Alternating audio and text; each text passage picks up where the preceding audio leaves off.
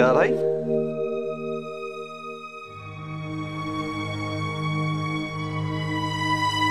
কিরে তুই এখনো রেডি হসনি? আরে আজকে তো আমরা অফিস যাবো, তাই না? যেতেই হবে। শোন, অফিসে গেলে ওখানে অনেক লোকজন আছে, সবার মধ্যে থাকবি, ভালো লাগবে, বেটার লাগবে, একটু হালকা ফিল করবি। সত্যি বলছিস তুই? আচ্ছা ঠিক আছে, যদি ভালো না লাগে আমাদের তো গাড়ি থাকবে, চলে আসবি। এই কি ভাবছিস এত? নে চল, রেডি হ, তাড়াতাড়ি রেডি হ তো। ওট ওট ওট ওট ওট। আচ্ছা চল।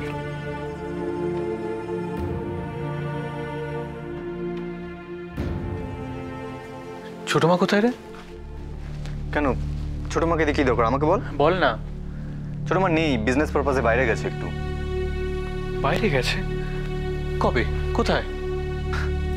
কি অদ্ভুত প্রশ্ন করছিস, জানিস না ছোট মা এসব নিয়ে কথা বলা পছন্দ করে না। আরে কি হলো, তুই যা না, রেডি হ, দেখ আজকে একটা ইম্পর্টেন্ট মিটিং আছে, নতুন ক্লায়েন্ট, এদের সাথে যদি আজকে মিটিং না হয় তাহলে খুব মুশকিল হয়ে যাবে, আর তোকে ছাড়া সেটা হবে না। তুই যা, তাড়াতাড়ি রেডি হ। দাদা ভাই, আমি কি তোমার চেঞ্জটা বের করে দেবো? ঠিক আছে, আমি ম্যানেজ করে নেবো। শিওর?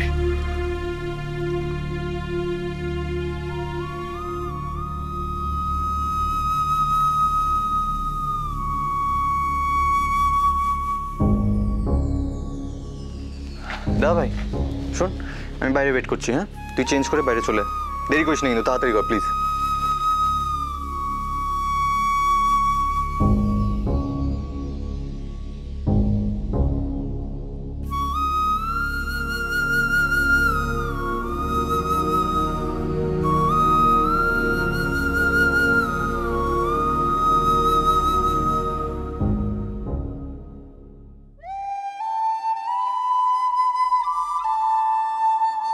কি পড়বে বুঝতে পারছো না তো?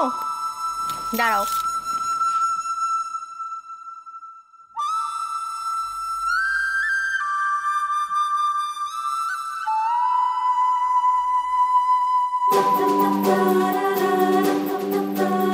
বসো, এসো বসো।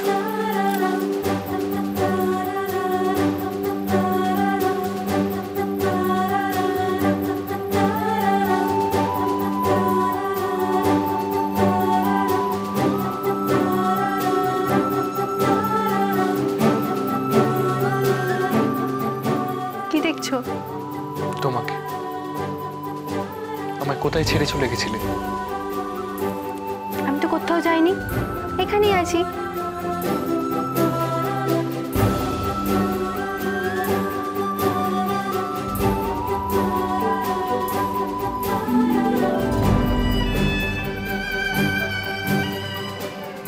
এই শার্টটা পরলেই তোমাকে খুব সুন্দর লাগে। আজ নতুন ক্লায়েন্টের সাথে মিটিংয়ে তুমি এটা পরে যাবে। ধরো।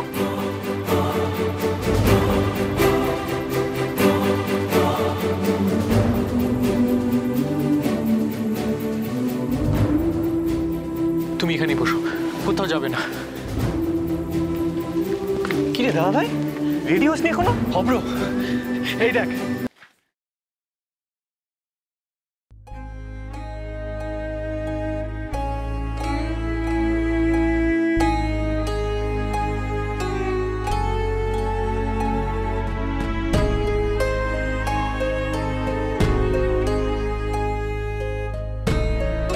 কোথায় তুমি কনক? অযথা এই নামটা বলে আমার সাত্তকীকে কষ্ট দেওয়ার কি আছে শুনি? কি করব বলুন, হাজার চেষ্টা করেও মানুষটাকে ভুলতে পারি না যে। মরের চেয়ে মাসির দরদ বেশি। শোনো, আজকের পর থেকে এই নামটা এই বাড়িতে আর উচ্চারণ করা হবে না। তুমি যাও, ব্রেকফাস্ট রেডি করে যাও। ননিদি, কি হয়েছে?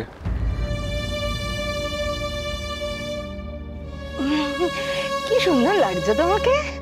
তাহলে অফিস যাচ্ছ? যাই, দেখি, কাজ তো করতেই হবে। একদম পুরুষ মানুষের মতো কথা বলেছো, কাজ না করলে ছেলেদের চলে নাকি? হ্যাঁ ঠিকই তো, আর কাজের মধ্যে থাকলে মনটাও তো ভালো থাকবে। হ্যাঁ, একদম খাঁটি কথা বলেছো। আচ্ছা আচ্ছা ঠিক আছে ঠিক আছে, এবার কথা না বাড়িয়ে খাবারটা দাও, আমাদের অফিসে একটা জরুরি মিটিং আছে। আর সত্য কি দাদা, বলছি একটু মিটিংটা পিছিয়ে দিলে হয় না? সে কি? হ্যাঁ, না আসলে জল খাবারটা এখনো রেডি হয়নি। আচ্ছা ঠিক আছে, চিন্তা করো না, আমরা বাইরে কিছু খেয়ে নেবো, ঠিক আছে? চল চল চল।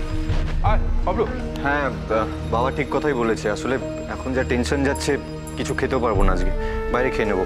চল দাদা।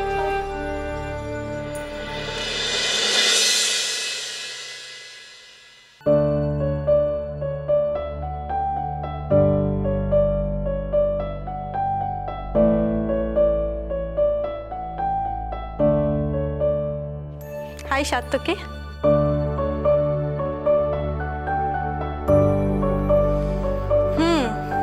মনে হচ্ছে আমাকে চিনতে পারছিস না। তুই তুই এখানে কি করে? মনে হচ্ছে তুই খুব ফর্মাল হয়ে গেছিস, এত তাড়াতাড়ি সবকিছু ভুলে গেলি। কি বললাম?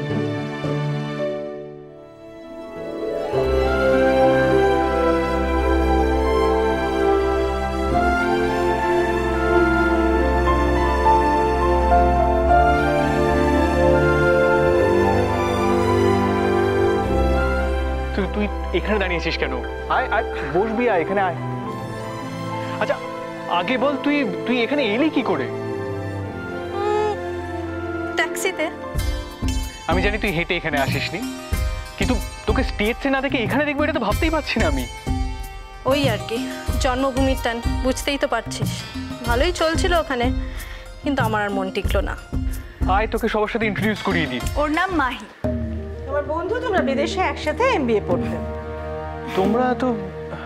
তোমরা তো সব জানলে কি করে? ও সেদিন এসেছিল তো বাড়িতে। কখন? যখন আপনি কুম্ভকর্ণের মতন ঘুমোচ্ছিলেন। সত্য কি, আমাদের কিন্তু দেরি হয়ে যাচ্ছে, এবার বেরোতে হবে। ও একদম ভুলে গেছিলাম। শোন না, আমাদের অ্যাকচুয়ালি আজকে একটা ইম্পর্টেন্ট। না না ঠিক আছে, আমারও তারাই আছে, এদিক দিয়ে যাচ্ছিলাম তাই ভাবলাম তোর সঙ্গে দেখা করে যাই। খুব ভালো করেছিস, কিন্তু তুই এখন যাবি কোথায়? কেন, তুই লিফট দিবি নাকি? বেশ চল, তোকে ড্রপ করে দিচ্ছি। থ্যাঙ্কস। এমনি তো আমার গাড়িটা আজকে নেই, আমার সঙ্গে গ্যারাজে দিয়েছি। আর তোর সঙ্গে গেলে ভালোই হবে, গল্পও হয়ে যাবে যেতে যেতে। ওকে চল।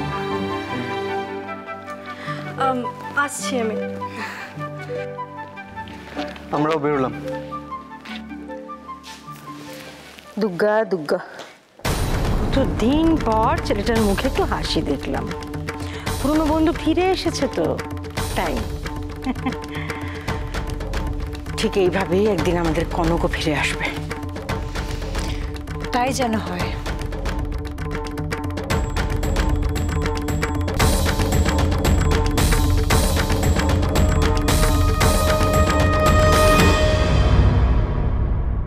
এই সময় কিন্তু খুব কেয়ারফুল থাকতে হবে, ঠিক আছে? নো হার্ড ওয়ার্ক, আর কোনো ভারী জিনিস তুলবেন না। আর হ্যাঁ, আগের ওষুধগুলোর সাথে আমি একটা ঘুমের ওষুধ লিখে দিচ্ছি, এটা নার্ভ ঠান্ডা করবে। এই সময় কিন্তু ঠিকঠাক ঘুম হওয়াটা খুব প্রয়োজন। থ্যাংক ইউ ডক্টর, 15 দিন বাদে আসবো তো? হ্যাঁ।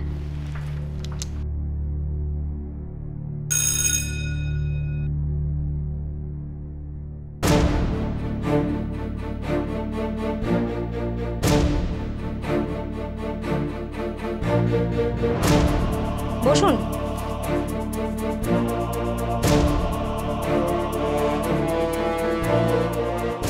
কি নাম? কনক চৌধুরী।